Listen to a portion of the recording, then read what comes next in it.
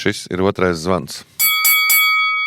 Es esmu Reinis Pozņaks, un es esmu piecēlies no dīvāna, jo dzīve man piespieda kļūt sabiedriski aktīvam. Mans vārds ir Juris Garjāns, audiogrāmatu un podcastu producents un zemessargs. Skan otrais zvans. Raidījums tiem, kuri nebēgs. Viena no mūsu raidījuma tēmām ir izdzīvošana. Sen neesam runājuši par izdzīvošanu. Un, ja mēs runājam par izdzīvošanu, tad droši vien ir vērts iekļaut izdzīvošanas jautājumos visādus priekšmetus vai līdzekļus, ar kuru palīdzību mēs vai nu labāk vai sliktāk varam izdzīvot. Un tāpēc pie mums viesos studijā Kristiāns Brēdermans. Es esmu no Brasa Defense Systems, taktiskā ekipējuma eksperts. Tā skaļi teiks varbūt, bet zinām pieredze ir uzkrājusies 20 gados. Jā, cilvēkiem, kuriem ir svešs šis apzīmējums taktiskais ekipējums, tas ir tas, kas ir karavīram mugurā, izņemot ieroci, jā, tad gan apģērbs, gan visas tās lietas, kurās sakarina ieročus un viss, kas nu viņam ir jānes līdzi, ja, tas ir taktiskais ekipējums. Pareizi? Tieši tā, jā. No angliski tāds, ko starptautiski izmanto soldier systems produkti, tas ir viss izņemot armamenta sistēmas. Latviski varbūt varētu teikt karavīra sistēmas, bet tas izklausās tā jocīgi. Tad taktiskais ekipējums, jā. Un kāpēc mēs par to runāt? Jo raidījums vispār šis mums nav Sargs LV, te nav mūsu auditorija, primārā auditorija nav zemesarga vai karavīri, kaut arī mēs esam ļoti priecīgi, kā arī jūs, karavīri, mūs klausāties, bet tomēr mēs runājam ar civilistiem, tās augtajiem. Kāds sakars civilistiem ar taktisko ekipējumu, varētu teikt nekāda, bet mēs esam pamanījuši, ka jūs piedāvājat lietas, kuras var noderēt arī civilistam, un es to, ja es pareizi saprotu, to drīkst saukt par izdzīvošanas jautājumu, ja, tad kaut kādas lietas, kas palīdz ekstremālos apstākļos izturēt vai palīdzēt sev vai izdzīvot. Un pirms mēs sākam pa pašām šīm lietām runāt, varbūt iesildīšanās dēļ jautājums, varbūt varat novērtēt lietu vai priekšmetu nozīmi izdzīvošanas jautājumā, jo mēs droši vien varam tur runāt par visu, ko no kā ir atkarīgs cilvēks spējas izdzīvot, bet varbūt jums ir kaut kāds savs viedoklis vai skatījums par to, cik liela nozīme tur ir, sauksim tā, inventāram tautas valodā, ja? Jā, nozīme, protams, ir gan inventāram, gan apmācībai, gan vispār varbūt spēja reaģēt stresa apstākļos, jo jā, visi jau mēs esam gājuši dažādas apmācības, bet reti, kurš ir saskāries viņu izmantot stresa brīdī. Bet jebkurā gadījumā, jā, viss sākās ar apmācību. Materiāli tehniskie līdzekļi ir tikai lieta, viņi jāprot izmantot, jo nepareizi izmantojot, faktiski var pamatīgi sabojāt arī veselību ar ilgstošām sekām. Tā kā. Un šīs no ekipējuma, protams, mēs izstrādājam arī gan izmantojot savu pieredzi, gan, protams, arī testējot un ievācot informāciju ciešā sadarbībā arī to, kas šobrīd ir aktuāls, kas strādā Ukrainā. Un faktiski, jā, šajā ekipējumā ir apkopots viss tas modernākais, kas vajadzīgs ir mūsdienu kara darbībā, kas var noderēt pat. Jā, viens ir kaujas laukā, protams, otrs arī, kā mēs redzam, Ukrainā tie ir uzbrukumi civilai infrastruktūrai, kritiskai infrastruktūrai, dronu uzbrukums, šķembas un tā tālāk, no kā arī faktiski ir vajadzīga medicīniskā aprūpe. Par pašiem ražojumiem vai pašiem šiem līdzekļiem vai ekipējumu mēs parunāsim varbūt pēc brīža, jo mēs gribētu sākt ar mūsu tradicionālo tēmu. Duālā pielietojuma preces, tā ir pareizāk sakot. Reini, mēs esam šito pieminējuši vairākas reizes, un kur ir problēma, varbūt noformulēt šo te situāciju mums Latvijā ar duālā pielietojuma precēm. Kas tās tāds un kāpēc ir problēma? Es vispār aizliegtu šo terminu lietot. Tāpēc, ka tas, labi, es domāju, uzņēmumu, kas 20 gadus darbojās militārā jomā, tā nav problēma. Bet tiem, kas līdz šim ir darbojušies civilā jomā un grib sākt darboties arī militārā jomā, tiem tā ir problēma, jo ar to duālo, pirmkārt, visa Eiropas ekosistēma un viss, faktiski, militārais slikti pēc noklusējuma. Tā kā. Un līdz ar to arī viss banku sistēma teiksim, uz to ļoti slikti skatījās. Tas mainās, jāatzīmē. Banku sistēma tādā ziņā, ka nauda, kas aiziet biznesos, tas ir slikts biznes, kas, tas gan varbūt neatiecās tik daudz uz šādiem ekipējumiem, respektīvi viņi nenogalina, sevišķi slikti grib ražot kaut ko, kas var nogalināt, bet kur ir tas absurds, ka faktiski duālā pielietojuma tas termins, kā ir radies vispār, žodās augstā kara laikā, kad saprata, ka kaut kādus elementus vai produktus tavs ienaidnieks var izmantot, teiksim, pret sevi. Pirknoties veļas mašīnas, piemēram, un Padomju Savienība pērk vācu veļas mašīnas un detaļas izmanto raķetēs. Ja? Respektīvi, augstā kara laikā tādā veidā, un līdz ar to ierobežoja šo preču eksportu. Respektīvi, viņš bija radīts, lai mūs pasargātu no mūsu ienaidniekiem ārpusē. Labi, un kāda tagad tā problēma, ka mēs to izmantojam paši pret sevi. Tik līdz kā kaut kas ir duālā pielietojuma, tā sākās virkne ierobežojumu, tur gan finansējumu pieejamībā, gan visur citur. Bet es saku, tas neskar droši vien šajā gadījumā uzņēmumus, kas tur 20 gadus jau ir aizsardzības industrijā. Bet īstenībā es gribēju paprasīt vienu jautājumu, ko runājot tieši ar tiem, kas ir 20 gadus aizsardzībā dažādās lietās darbojoties, ka faktiski tiklīdz kā sākās tad aktīva kara darbība, kura faktiski 10 gadus nebija bijusi Eiropā, tad faktiski atklājās, ka ārkārtīgi daudz lietas civilajā pasaulē jau eksistē daudz efektīvāks nekā viņas ir militārajā pasaulē. Respektīvi, ka daudz ko no civilāta patiesībā militārā izmantot ļoti efektīvi, jo pirms tam, kā tad viss tā militārā industrija dzīvo tādā savā burbulī, ar savām sistēmām, savām ieročiem, bet tās krīzes parāda, ka civilā pasaule ir ļoti efektīvs risinājums atradusi. Tāds primitīvākais piemērs, kā man paši Ukraiņi teica, ka Kijeva nosargāja ar WhatsApp un Starlinku. Ja. Tad sakaru līdzekļi. Piemēram, sakaru. Ja. Un arī tagad tur daudz armijas komandēšanas pāriet mobilajā telefonā faktiski. Bet kā ir šajā jomā, ir kaut kādas būtiskas izmaiņas vai jauninājumi pēc tādas aktīvu kara sākuma tieši ekipējumā? Nē, vispār pareizi ir jau, kā tu teici, kad faktiski var teikt, ka agrāk varbūt tādas galvenās inovācijas nāca no militārās industrijas, vai ne, mēs visi zinām, tur, nezinu, man liekas, internets un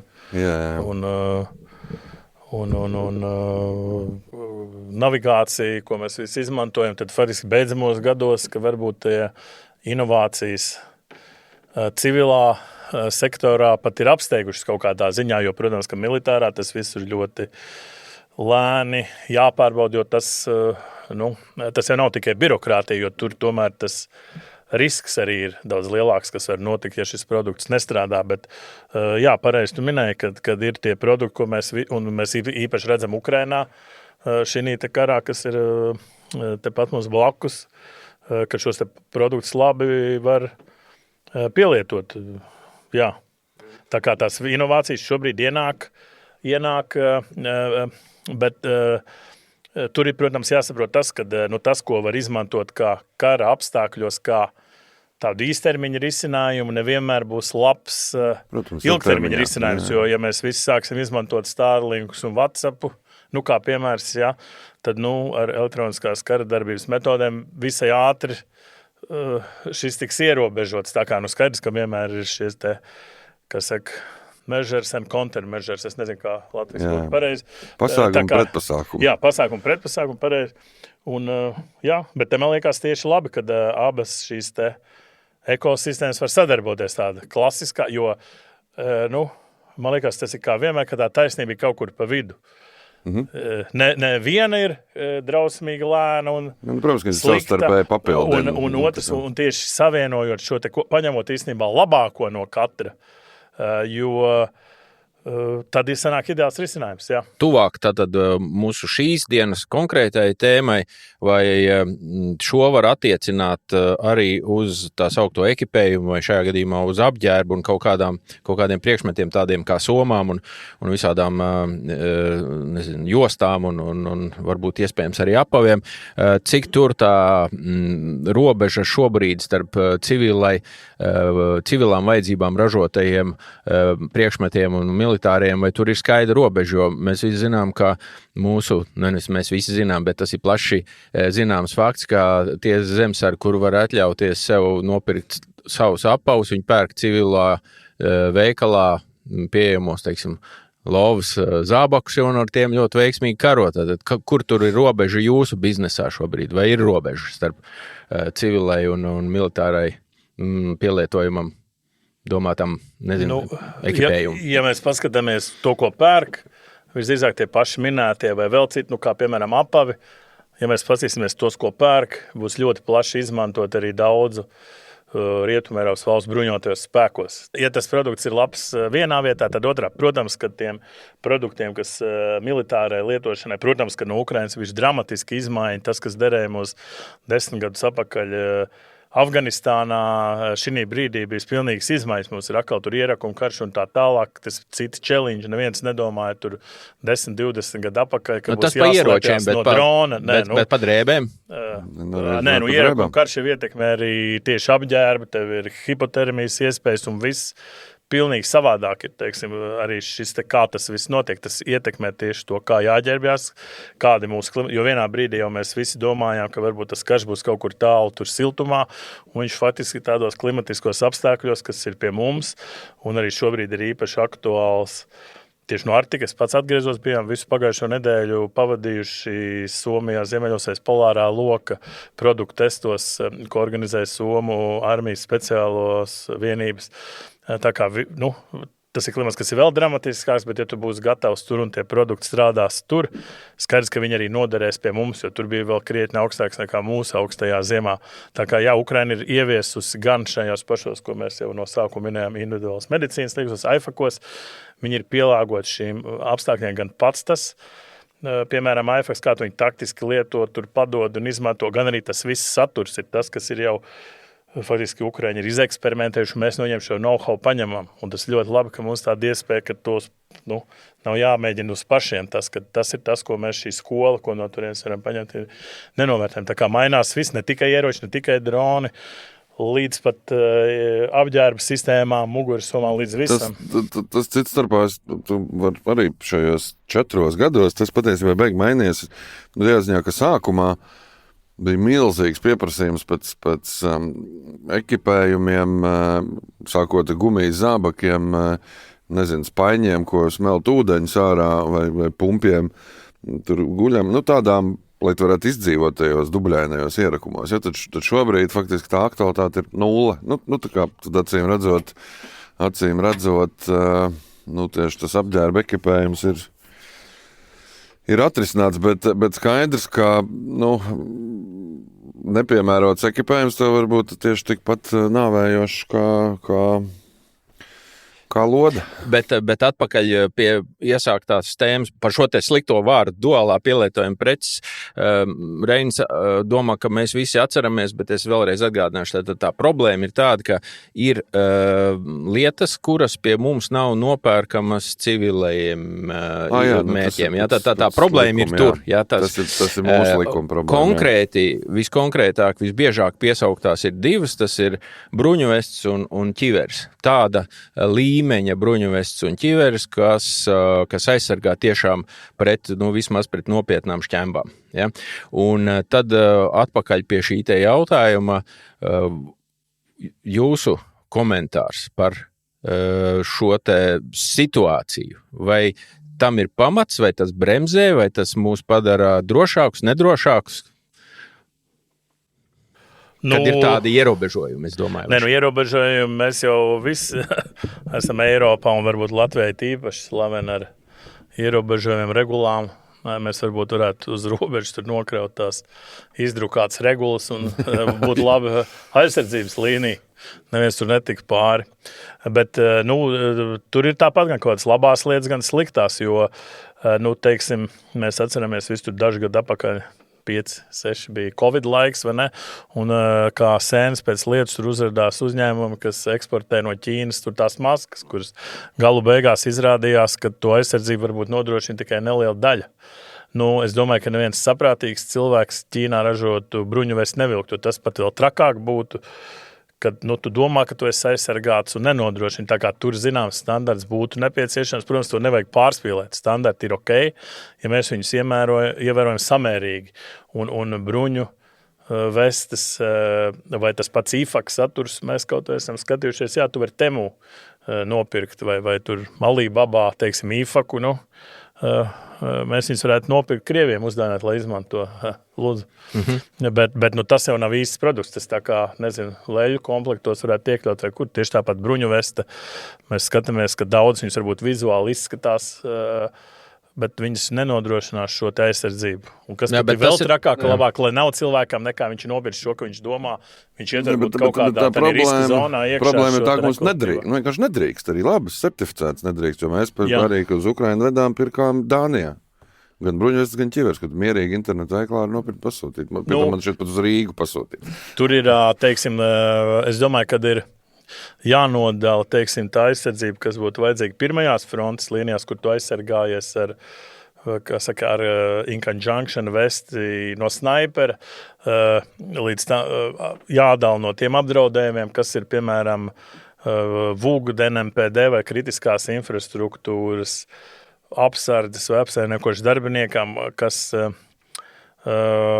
principā aizsargājās no riska dronu uzbrukumā no šķembām. Tur tas nav vajadzīgs, un īstenībā liela daļa no tām aizsardzībām arī šobrīd jau var nopirkt, kas nodrošinās aizsardzību no šķembām. Jā, te varētu domāt, ka varbūt vajag šo augstāko līmeni, bet es saku, mums nevajadzētu domāt, ka katram aizmugurē vajadzētu būt apkarinātām ar šo te lielo bruņu setu, kur vienu otru kompensē, jo nezinu, vai viņam jāizsargās no snampa, jāsaprot tas risks, no kā tu aizsargājies. Un tas arī pat ar šobrīd pieejamiem līdzekļiem, ja profesionāli viņus sakompilē, var labu aizsardzību dabūt. Tur jau var niansēs tālāk skatīties, un te man liekas, ka tomēr tas regulējums būtu vajadzīgs, lai mēs neiebraucam otrāk. Kā es jau teicu, nekad nav labi pārregulēt, bet, ja mums būs pilnīgi liberāli pieeja, katrs dara, ko grib, tad būs vēl trakāk, man liekas. Bet vai es tad varu precizēt, lai būtu skaidrs klausītājiem, kurš varbūt pirmoreiz to dzird? Tātad visām šīm precēm ir standarti, ir līmeņi, aizsardzības līmeņi, tā sauktie. Un viņi jau ir iepriekš noteikti. Un tā mūsu problēma ir tāda, ka mēs ar likumu esam nolikuši tos ierobežoto pieejamību stipri pāri tiem līmeņiem, kuri reāli ir izmantojami kara darbībā, kuri patiesībā būtu vairāk tiešām šie te elektriķu vai gāzes vadu remontu brigāžu aizsardzībai. Ja? Mēs esam nolikuši to robežu tur, ka cilvēks nevar pat pats sev ar to apgādāt. Tādā vienkāršā un likumīgā veidā. Vai to var risināt vienkārši likumu samainot? Es domāju, ka tur būtu, atklāt sakot, es neesmu to analīzi, jo mums tomēr ir jāatzīst, ka tas mūsu pamata bizness ir ražot šis te produktus tā kā militāristi, viņi atbilst šiem standartiem, viņi pakļauti strateģisko preču aprits likumam, un viņi var iegādāties tikai Nacionālajie bruņoto spēki Latvijā vai attiecīgas iestādes un organizācijas citās valstīs, un kur tiek šī aprite tā kā kontrolēta, bet es domāju arī ar šo te zemāko līmeni varētu mēģināt, ja tur jau ir tā problēma arī, ka mums varbūt nav pietiekoši daudz šo ekspertu, kuri saprot šo, aiziet pastās veikalā, kaut ko internetā izlas ir. Bet mēs faktiski, cik es zinu, esam vienīgais Latvijā un arī pat Lietuvā vēl viens amerikāņu uzņēmums ir, bet mēs esam vienīgie pa lielam no vietējiem uzņēmumiem, kas ražo balistikas aizsardzību, balistiskās aizsardzības produktus tieši šeit uz vietas. Mēs neiepērkam un pārdodam, bet ražojam paši. Bet vai tas ir izmantot brīdi, varbūt, ka pareklamēt, ka mēs tieši pagājušajā gadā beigās esam uzstādījuši jaunu ražošanas līniju arī tieši, lai ražot šo te balistisko aizsardzību. Tas ir bruņvests cilvēku valodā. Gan pašas vestes, gan arī šo te balistikas paneļus. Tā kā tas ir tas, kas vajadzīgs. Jā, bet vai tas ir tik sarežģīti, ka cilvēks, kurš prot internetu veikalā visu ko nopirkt, neprastu pats veikalā saprast, vai tur ir certifikāts un vai tas ir tas līmenis, vai mums vajag cilvēku vietā aizliegt to darīt? Es domāju, es saku, jā, ka tie aizliegumi mums Latvijā ir, gan arī, teiksim, pat industrijā strādājot, ir ar šiem te ieročiem Latvijā ir grūtāk darboties nekā tepat kaimiņos Lietuvā, piemēram. Nu. Bet lietuviešiem un igauņiem ir atšķirības arī šajā ziņā par bruņuvestēm un bruņu Man liekas, Lietuvā, es tiešām negribu samalot, bet man liekas, ka Lietuvā ir vieglāk šie te. Es neesmu likumdošanas eksperts. Dānijā viņas var nopirkt reāli, vienkārši sagot ar internetu, un tā pārbauda man aizņēma, man liekas, minūti. Kad tu apsties kategoriju, ražotājs, tur certifikāti viss ir, apsties, ko tā kategorija dod, vai tev dara vai nedara. Tur gan, laikam, ja es pareizi atceros, tas 6 ir kopā kategorijas, ja tām bruņu. Viņas droši vien vēl vairāk, bet... Un laikam, 6 arī tur nevar, man liekas, kas ir tā kā, bet otru augstāko var. Bet jautājums ir tāds, vai tu viņu nopirkt vari, bet tu viņu šeit lietojot, tas iespējams, ka patiesībā ir drusku tā nelikumīgi.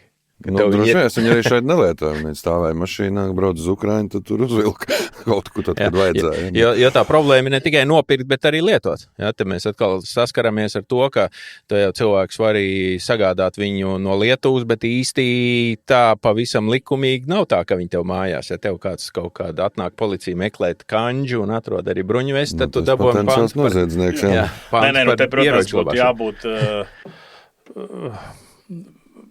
Kā saka, pilnīgi maigākai likumdošanai. Tas ir, daudzas lietas mums nav izdomātas līdz galam, es domāju. Šajā sfērā te vajadzētu taisīt nelielu revīziju, bet galvenais, kā saka, to neaiziet otrā grāvī, ja tagad, ka varēs, jo tas svarīgi, ka cilvēkiem ir... Ja ir tīpaši vēl kāds ir gatavs pirkt par savu naudu, lūdzu, viņš jau tikai iekonomē varbūt citiem līdzekļus, viņš grib pats sev nodrošināt cepuri nost, vai ne? Te vajadzētu atļaut.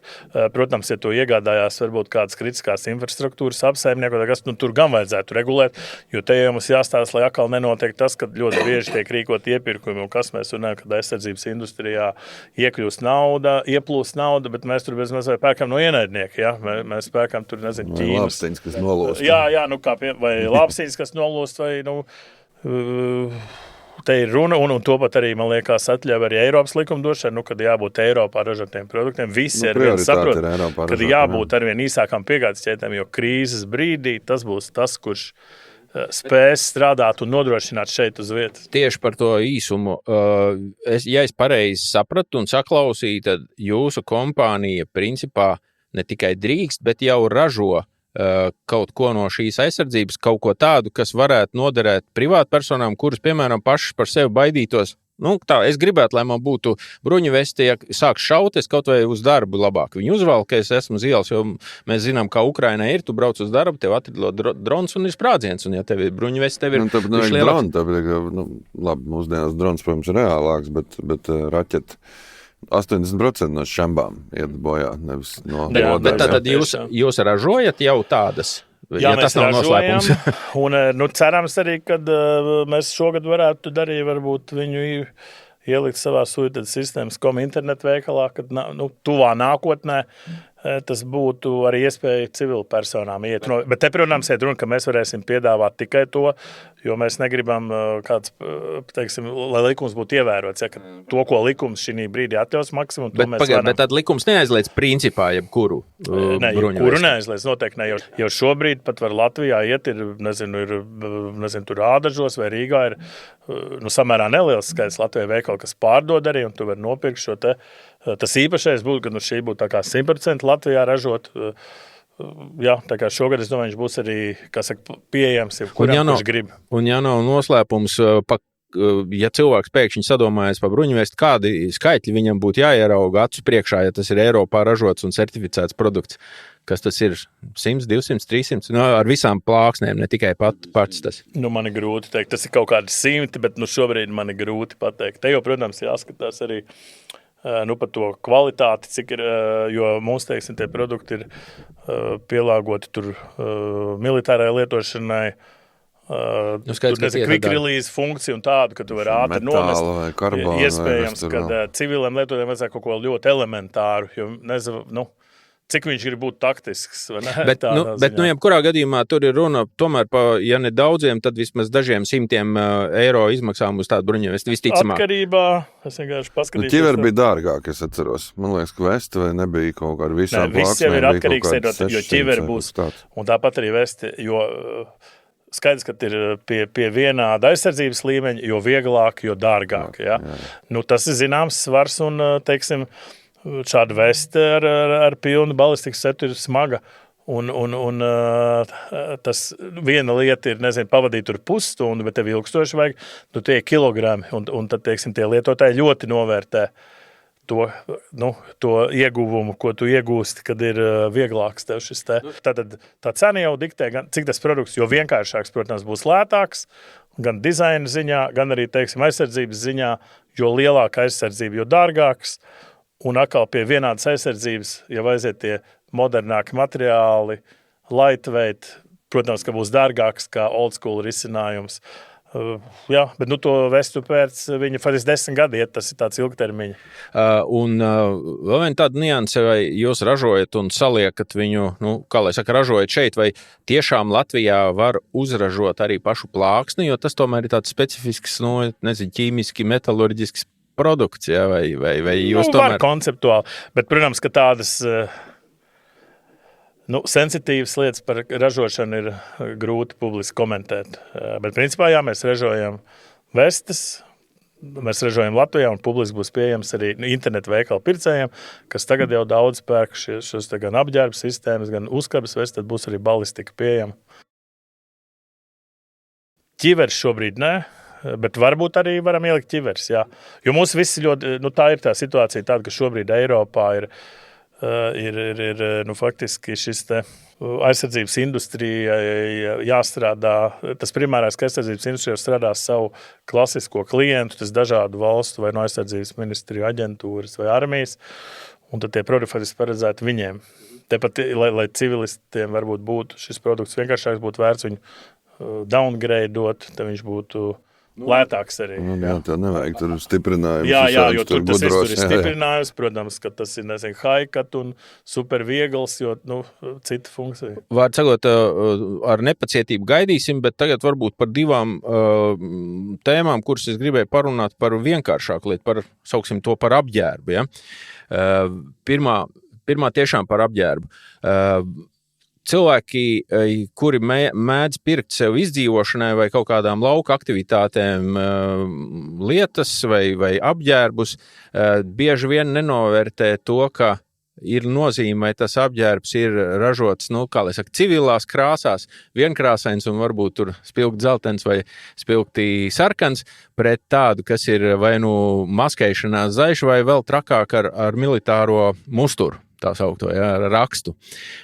Vai jūs varat pakomentēt manu viedokli par to, ka ja cilvēks nevēlas karot, bet vēlās noslēpties un izdzīvot, viņam varbūt vajadzētu skatīties uz kaut ko tādu, kas pēc iespējas maz pēc izskata atgādina militāro apģērbu, un līdz ar to diez vai jūs to piedāvājat. Ja? Jo jūsu piedāvājumā mēs varam redzēt, praktiski viss izstāsts maksimāli pietuvināts militāram paskatam, vai ne?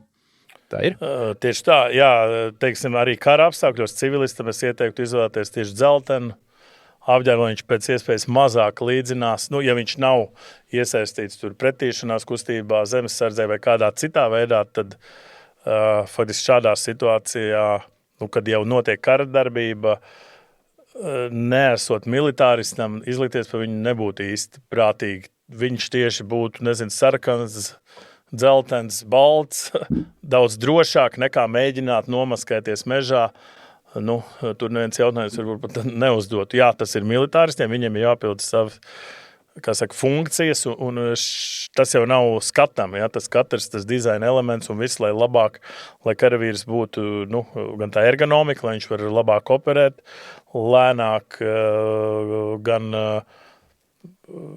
sakarst, gan atdziest, lai viņš ir sliktāk redzams tuvējā infrasarkanajā spektrā, tā skaitā, piemēram, no FPV droniem un tā tālāk un tā tālāk. Civilistam tieši pēc visiem, cik ir dzirdēts dažādās apmācībās, vajadzētu būt pēc iespējas civilam. to nevajag mēģināt. Tas būtu tikai ļoti, nē. Var dabūt arī mūsdienās, man liekas, pietiekoši labus, teiksim, civilos apģērbus, kas nodrošinās gan siltumu. Protams, jā, tu nebūsi nomaskais mežā, bet ar, spilgt dzeltenu jaku tu būsi daudz drošāks nekā ģērbies kamuflētā. Un, ja mēs pavisam slikto scenāriju skatāmies, tad droši vien tas attiecās pat uz kā lai saka, apakšveļu. Jo, ja gadījumā tev gadās tāda nelaime nokļūt kaut kur pie ienaidnieka, tad no virspuses tu baigi dzeltenais un apakšā tev būs apakšveļa ar uzrakstu armija vai US vai kaut kas tur tam līdzīgs, ja, tad tu nokļūsi filtrācijas nometnē pa tiešo visticamāk. Ja. Tā kā, ja cilvēki domā uz priekšu tādos pavisam sliktos scenārijos, ja, tad izvērtēt šo, vai tad tu gribi būt mežā un pretoties, vai iet armijai palīgā, vai arī tu gribi noslēpties. Un tad ir jāizvēlās tas atbilstošs apģērbs. Abām šīm lietām ir atšķirīgs paskats. Ja? Tieši tā, jā. Nevajag tēlot, jā, tur es piekrītu. Tas būtu tiešām mīnus. Un pirms mēs ejam pie jau daudzkārt pieminētā IFAK, es gribēju vienu līkumiņu vienā tēmā izmest, par ko cilvēki varbūt nav informēti, bet jūs varētu pakomentēt vai pateikt, vai ir taisnība tā, ka tādas formas, tādu rakstu formas, tādu zīmējumu formas, kādas ir armijai, parasti nevar nopirkt brīvu veikalā, varbūt Ukraiņiem cits gadījums, ja viņiem to formu vajadzēja tik daudz, ka viņiem tur diezgan dažādas viņas ir, bet ja runā par Latvijas armiju vai kaut kādām Zviedru vai Somu armijām, tad katrai no viņām ir absolūti specifiska raksta apģērbs, un patiesībā tas ir nelikumīgi pārdot vai kādam citam to apģērbu nodot. Mums zemesardzē stingri noliegts, ja, ar viņu pat vazāties apkārt, tur uzvilkt tikai tāds bikses un staigāt, ja tas ir gan noteikumu pārkāpums, gan arī drošības pārkāpums. Tātad īstu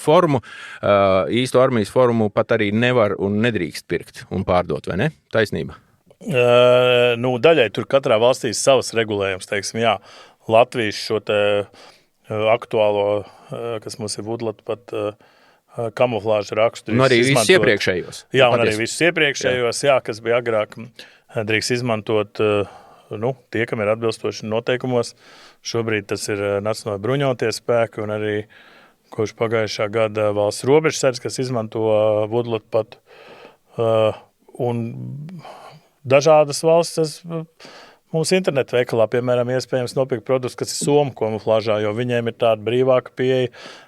Katrā valstī pilnīgi savādāk. Ja? Ir valstis, jā, kur kaut vai, piemēram, kaut vai Britu to specifisko rastu, ko tieši izmanto, Briti var dabūt tikai licencēt, ja tu piegādā Britu armijai, taču ir dažādi pietuvināti, un tur jāstāsta katrā valstī, kā ir, tā kā daudz ko var nopirkt. Tātad, jā, ja tu redzēsi to Latvijas internetu veikalā vai kur, tad tas nebūs īsti likumīgi. Ja tu redzēsi tur, amerikāņu vai varbūt pat zviedru vai vācu, tas būs pilnīgi ok.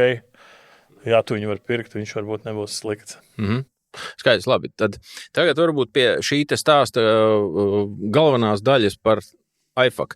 Tātad mēs esam raidījumā jau pāris reizes runājuši par cilvēka prasmēm situācijās, kad ir jāsniedz, sauksim tā, medicīniskā palīdzība, kad ir trauma, un to, tā kā mēs visi saprotam, ka automašīnas aptieciņa mums visiem pazīstamā, un tas, ko mēs zinām par pirmās palīdzības sniegšanu no samāriešu kursiem pirms autovadītāja tiesībām, ko liela daļa jau esam aizmirsuši, ir daudz par maz reālā krīzes situācijā. Tas ir fons, varbūt tagad nedaudz īsto vēsturi tam jūsu IFAK, kā lai saka, komplektam. Ja, kāpēc? Un es skaidrs, ka tas ir jums bizness, ja, bet varbūt jūs varat paskaidrot to funkcionālo pusi. Kas tas īsti ir un ar ko viņš atšķirās no tādas parastas aptieciņas?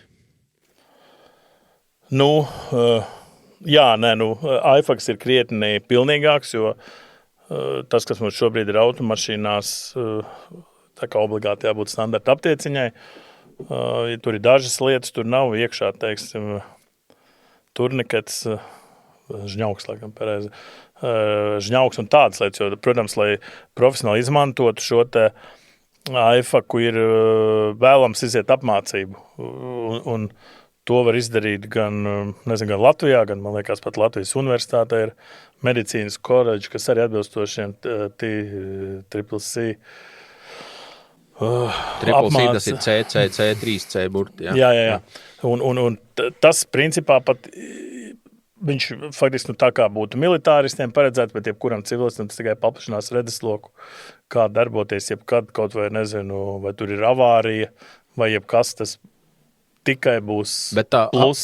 Aptiek ir kaut kāds standarts, jūs esat turējušies pie rāmjiem, vai tas jums tāds? Nē, jā, tur ir apmēram gan standarts, gan arī, bet ļoti arī ir vērts, tādā saturā ir nozīme. Mēs teiksim arī, pirmkārt tas, kad ir pats, teiksim, IFEX, tas ir kā tu viņu liec iekšā. Mēs kā militāra ekipējuma ražotājs, domāju, mums ir vairāk efekta ideja, ka tu viņu stiprini pūskabis, viņi var ātri nodot, ātri atraut vaļā, ātri pieejams ekipējums, ātri var padot tur biedram, un mums ir dažādi veidi, vai tu viņu stiprini pūskabis, vai stiprini aiz muguras, pat ir pāris dažādi modeļi.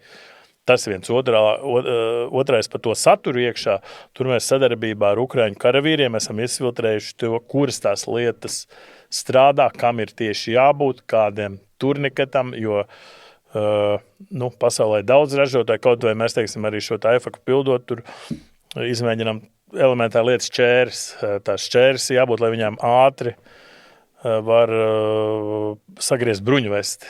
Un tad mēs skatāmies, ka liela daļa no šķēru modeļiem vienkārši tu izmet miskastē, kamēr tu nonāc līdz tām, kas ir pat it kā paredzētas medicīnas lietojumam. Jā, viens ir tur formas terapija vajag atgriezt, bet bruņvesti, kas ir daudz biezāki un stiprāki šie materiāli, šķērs vienkārši savērpjās. Tā kā tur ir jāpaskaidro, ka ne jau plāksni griež, bet to audumu daļu. Paši to, lai to ātri norautu, tiktu klāt pie ievainojuma. Tāpēc tam saturam ir nozīme tieši detaļās. Un to mēs kopā ar ukraiņu karavīriem tad izstrādājām. Un, teiksim, kā karavīram vai zemesarājiem, kuram noderīgs ir viss tas komplekts jau pilns.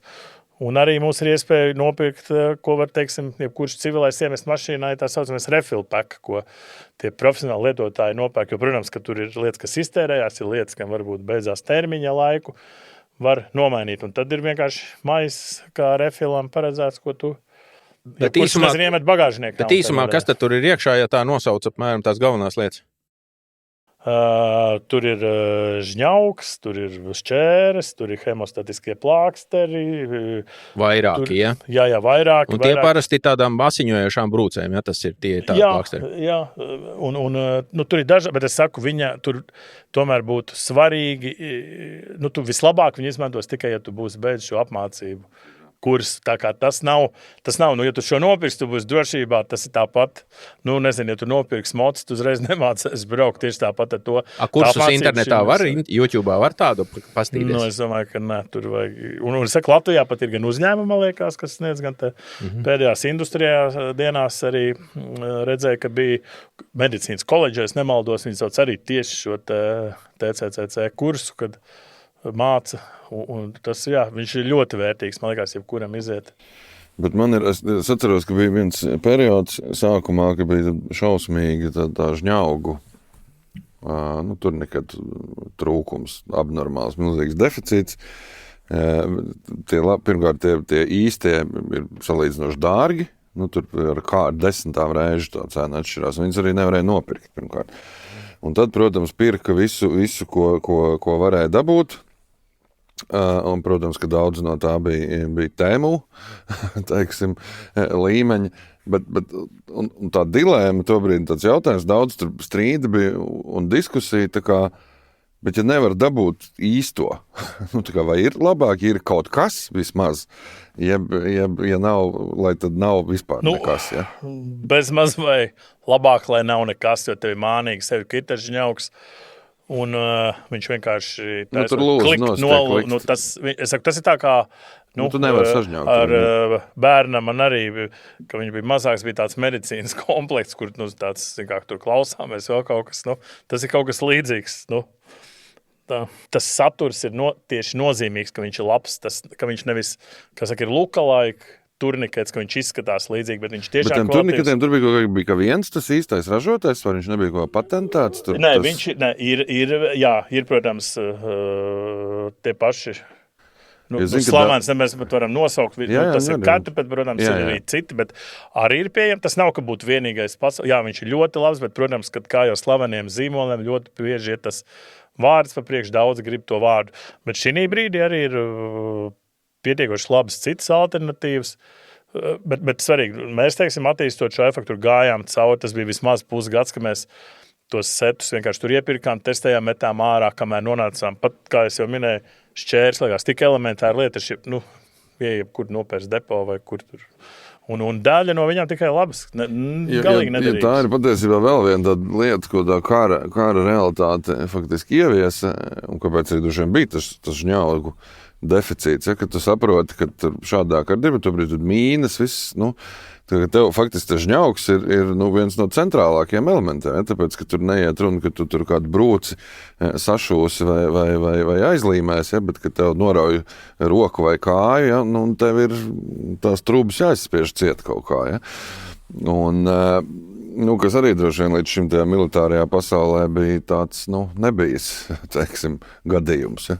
Tādā masveidā. Tādā mērogā, jā. Protams, ja tuksnes skraidot, tur mīnu lauki droši vien ir, bet tas kara darbība savādāk. Ja? Tur, starp citu, tur ir jāskatās arī, ka tam pašam žņaugam jau ir būtiski viņu izmantot īstermiņā, jo runājot arī ar šiem mediķiem, kas Ukrainā darbojās, ka tur ir milzīgi daudz amputācijas dēļ, pārāk ilgi noturētā žņauga un ļoti bieži, bet es neesmu tiešām mediķis, es nevarētu tas tā ļoti virspusēt, bet ka ļoti bieži var aizstāt šo te arī ar nospiedošo pārsēju, panākt efektu, viņš pat rada mazāk ļaunumu kā žņaugs, jo ir diemžēl tās situācijas, ka nevar veikt šo te apkopu piemērotā laikā, un ja tā ir diennakts divas, tad tur tas rezultāts ir bēdīgs. Sakiet, vai uz jūsu piemēru, varbūt jūs nevarat runāt pa visām industrijām, bet uz jūsu piemēru, ja pēkšņi valsts uzsāktu plašu programmu savu iedzīvotāju apmācībai šādas te medicīniskas palīdzības sniegšanā, nopietnākas nekā samariešu, vai jūs, piemēram, spētu apgādāt, teiksim tā, runājot skaļi, pusi Latvijas ar saviem produktiem, vai tas vispār ir iespējams? Cik no tā tiešām ir šeit cēlušies, cik no tiem ir kaut kur jāpērk, kur jūs stāvat rindā 3 gadus, lai dabūtu, ja? Un tā līdzīgi. Kā tas ir reāli ar tām iespējām, ja pēkšņi būtu tāda vajadzība vai ko apgādāt plašas masas ar to? Jā, protams, ka tas jau ir arī tas, ko mēs ilgus gadus darām, ka mēs attīstam šo spēju būt šeit uz vietas un cenšamies arī operatīvi mainīties, reaģēt.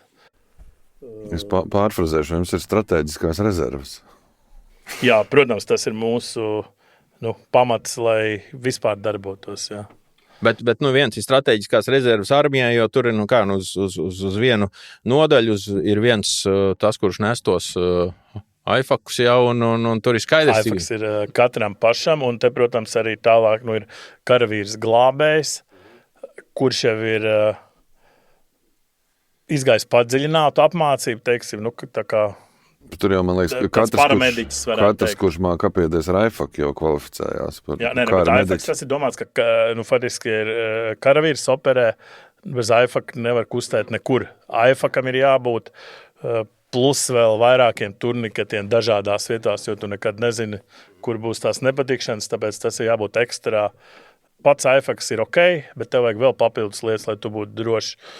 Tā Ukraina devusi mums iespējas saprast, kā tas ir šinīs apstākļos. Tātad pieražot viņus, jūs neredzat galveno problēmu pieražot un apgādāt cilvēkus, ja viņiem būtu tāda nepieciešamība, nevis tas, ka tur 10 jums cilvēki nopērk jūs internetu veikalā kaut ko, bet tur 100 tūkstošiem cilvēkiem vajag, jūs viņus varat, ja? Jā, nē, mēs jau pirmkārt arī pašiem mums ir liels rezerves, un faktiski mums ir gan rezerves, ko mēs uzturam, gan kapacitāti, ko mēs uzturam. Tātad gan tas. Un testēšana notiek reālos apstākļos Ukrainā? Pārsvarā, jā, mēs visus produktus testējam Ukrainā. Ne tikai, protams, ka mēs testējam arī šeit, mēs testējam laboratorijās, bet, protams, ka mēs sūtam, mums, teiksim, beidzamais jaunākais sūtījums aizgāja, man liekas, janvārī, un faktiski visi jaunākajos, beidzamajos gados tapušie ekipējumi, vai tas būtu apģērs, vai tas ir mugursons vai bruņu vestes, ir izgājuši cauri Ukrainu, cenšamies maksimāli sadabūt un izmantot arī ko Ukraiņi saka par mūsu ražojumiem. Tas kaut ko dzirdējis par konkrētu latviešu šādu veidu ražojumu neesmu neko dzirdējis, bet spriežot pēc tā, ka faktiski es saku par tādu ekipējumu sadaļā vairs tāda palīdzības pieprasījuma vismaz mūsu līmenī. Tā kā nav, kas nozīmē, ka droši vien tā problēma ir atrisināta, bet tas, par ko es iedomājos, kur gan ir problēma, Eiropas inovācija, tā mānija, ka teiksim, tagad, protams, gāž daudz naudas aizsardzības industrijā, visas inovācijas, viss forši, bet visi ar inovācijām saprot dronu, teiksim, IT, elektroniku un tas, un tagad saka, man būs jauns bikses, ja? Kas tā pa inovācija, taču jau 100 gadus biksēs karo, ja? Kāda ir inovācija biksēs? Cik ir liela zinātne uztaisīt pareizes bikses? Ja viņas nevis vienkārši nospiež no tā, kā amerikāņi ir uztaisījuši, bet paši konstruē, cik tas ir sarežģīti? Nē, tas ir visai sarežģīti. Jebkurā produktā jāiegulda darbs, viņam ir jābūt ērtām, ergonomiskām, pēc iespējas neplīstošākām, karavīram jābūt neredzamam. Šeit mēs, starp citu, strādājam, arī esam piesaistījuši ar TU. Mums ir tāds BROKS projekts, Baltic Region Operational Clothing System, kas ir faktiski šī ekipējuma. Tieši šeit ir runa nevis par īfakiem vai bruņu vestēm, bet tieši par daudzlīmeņu apģērba sistēmas pielāgošanu esošajiem realitātei reģionā. Respektīvi, no tā mēs varam secināt, ka sākumā mēs runājam par to, kā tā zinātne ir progresējusi un kā civilajā vidē rada visko jaunu un visko vērtīgu, bet šobrīd, kā ar daudz ko karš ir pātrinājis, tātad arī attiecībā uz apģērbu šobrīd notikusi ir, droši vien pēdējo pāris gadu laikā, vai tā ir revolūcija, vai tas ir vienkārši būtisks pieaugums tajā kvalitātē un kaut kādos risinājumos un līdzīgi, vai tur ir tiešām kaut kas tāds, kas pirms 2-3 gadiem vēl nebija? Es neteikšu, ka revolūcija viņi ir varbūt pielāgotiem mūsdienu karadarbības realitātei. Tas, kas bija 10 gadu apakaļ, uz ko mēs visi centāmies kā likt to etalonu, tas bija kaut kas cits vispār specifika militārām operācijām, citas klimatiskās zonas. Tad mums ir citi riski, ko mēs varam mācīties. Pielāgošanās vairāk realitātei un tagad... Saprašana, jā, kā notiek šeit. Un, protams, ka nāk arī, tev nāk tas FPV drons, tev jābūt pēc iespējas neredzamāk, jācenšās. Nav jau tāda burinoņa, ka tu paliec neredzams, bet... Bet tas nav tā, ka, teiksim, līdz šim varētu teikt, ka visa šī industrija faktiski fokusējās uz kardarbībām tūkstnešu reģionos nosacīt. Ja? Un šobrīd ir skaidrs, ka arī šajos platumgrādos var būt aktīva kardarbība un ka ir diezgan daudz ko pielāgot šai vidē, mežiem, salam, slapjumam. Jā, kādā brīdī varbūt mēs bijām piemirsuši šo te vietējo reģionu, bet te mēs redzam, ka tieši šis ir šī brīdī aktuāli, un tam mums ir jābūt gataviem. Protams, katrā reģionā ir citi, šeit mums nav jācīnās ar karstumu un tā tālāk, te mums ir citādi. Par droniem un termisko aizsardzību, to visi ir dzirdējuši, ka ir kaut kādi tādi apģērbi vai tādi audumi, kuri slēp šo te ķermeņa siltumu izstarojumu un palīdz paglābties no droniem, kuri skatās naktī gaišākos punktiņus melnumā. Ja? Vai jūs tajā virzienā darbojaties? Mums tur ir kaut kas tāds, ko civilisti varētu cerēt sagaidīt, ja? Tur aiz jūsu aifaka un es nezinu, varbūt bruņu vestēm.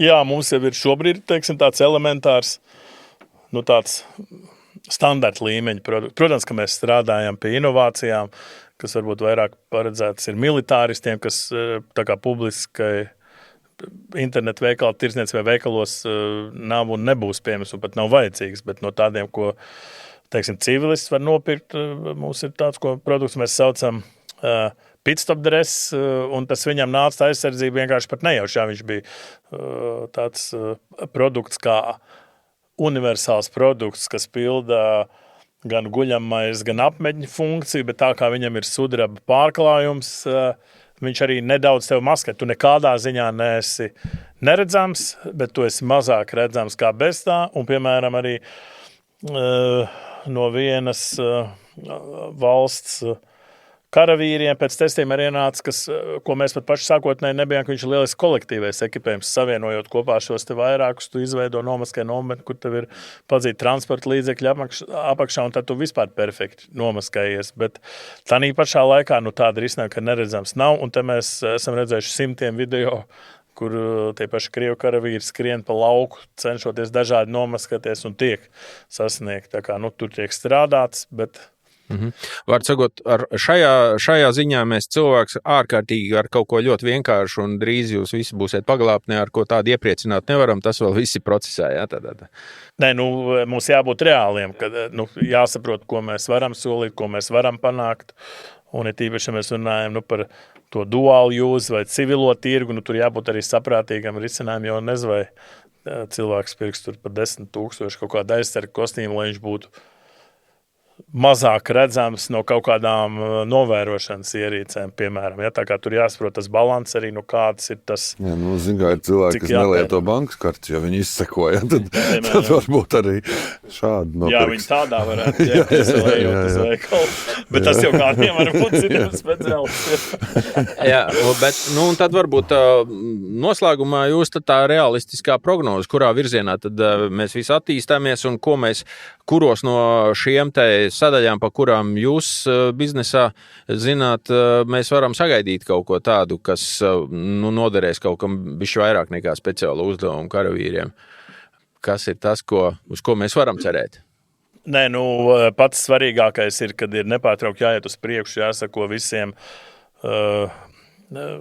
modernajiem operacionāliem izaicinājumiem, ar ko jācīnās. Un skaidrs, kad cilvēks joprojām ir. Ar vienu, protams, noteikti varbūt cenšanās, kad tur viss notiks tālu. Karo tikai roboti un cilvēks varbūt... Jā. Piemēram, tas ir varbūt tādā tālā nākotnē, bet jebkurā gadījumā, pat lai šiem te robotiem, veiktu apkopi, nomainītu akumulātoru un tā tālāk, pat tādā nākotnē būs tie operatori, kuriem tāpat būs vajadzīgi aizsargāties pret mākslīgiem dabīgiem apdraudējumiem. Operēt kauslaukā. Tā kā nekad jau nebūs tā, ka mēs sēdēsim Rīgā, kāds cits kaut kur citur un viss notiks autonomi. Tā kā mēs ejam līdz, bet kas ir pats svarīgākais, ka tomēr ir, un to mēs redzam gan pēc tiem gadījumiem, kas bija, teiksim, dažus gadus atpakaļ Izrēlā, kad viņai bija uzbrukumi, mēs redzam pēc gadījumiem, vai ne pēc šī Krievu iebrukuma Ukrainā, ka ļoti svarīgi ir attīstīt šo vietējo industriju. Viņai jābūt spējai reaģēt, viņai spējai sadarboties arī un faktiski tad sazobēs starp industriju un bruņotiem spēkiem arī rodās ļoti labi produkti, kurus mēs arī varam eksportēt. Un tas jau mūs tieši, kur Eiropa varbūt ir bijis, tā kā nedaudz gulējusi vai daudz gadus, kur tiešām ir tagad jāmostās un ir tādā ziņā, kas ārkārtīgi svarīgi, lai to ražo šeit pat, lai tas nav jāvada kuģi no Ķīnas. Es tikai piebildīšu vēl, ka svarīgi ir attīstīt jebkuru industriju vispār. Tas, ko es teicu, ka tev katra šujmašīna lodāmurs vai vetināmais aparāts ir aizsardzības industrija. Hipotētiski, tāpēc, piemēram, ja jūsu uzņēmums šobrīd var saražot, tur 1000, teiksim, kombinzonas dienā, tēlai, ne?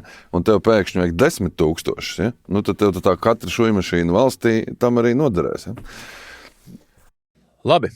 Paldies, var sakot, nekādus neizdevās izvilināt militāros noslēpumus no mums. Mēs esam nedaudz vīlušies. Bet vismaz ir, man gan patīk tāda ceļa, ka skaidrs, ka kaut kas labs un svarīgs notiek. Tomēr Latvijā, jā. Šo te epizodu mēs varam ieskaitīt pie ļoti retajām labajām ziņām mūsu sarunām.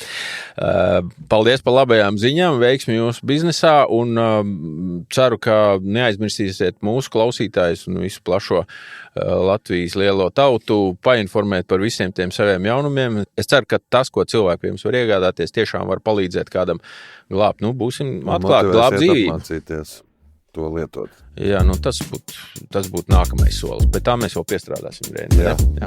Paldies! Paldies jums!